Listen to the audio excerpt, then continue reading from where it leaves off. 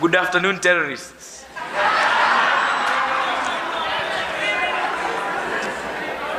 It took me 3 days to come up with that joke. Thank you for laughing so much. So, excuses are merely nails used to build a house of failure.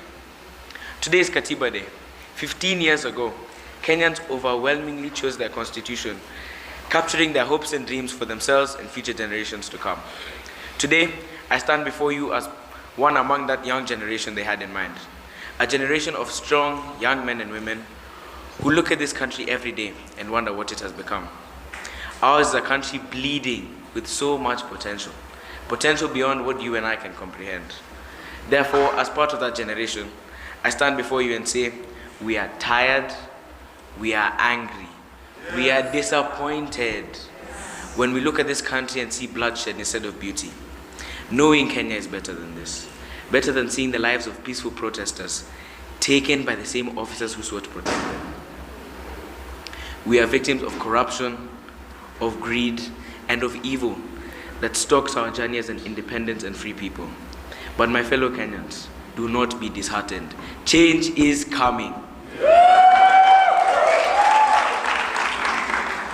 My name is Nate Simpiwe.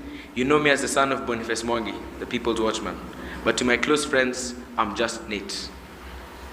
My father used to leave our home very early in the morning, long before I'd woken up, and got home long after I had gone to bed. At first, I assumed he didn't love me as much as he claimed to. But as I grew older, I grew to understand. Understand the reality of his actions wasn't a lack of love, but of too much love. Love that extended well beyond the confines of our household, but to the borders of this country. You see, he loves my siblings and I so much, he wanted us to grow up in a country we could be proud of. A country we could claim heritage with confidence. A country where you can believe in the beauty of your dreams, and where you can thrive off your education, hard work, and talent. For my father, if there's a child hungry in Homa Bay, it bothers him, and it must bother you and I. We are all Kenyan, my friends. We all hurt together, love together, and triumph together. Yet the reality is that since 2010, the promise of our constitution continues to be delayed. Our rights often feel like suggestions, and the constitution is treated like an option, not the law. Last year, I saw Kenyans shot in the streets for exercising their right to protest. Can you imagine? The young people are working hard in school, only to be launched into a country that wants to send them abroad to work as servants. It is not yet Uhuru. It is not yet.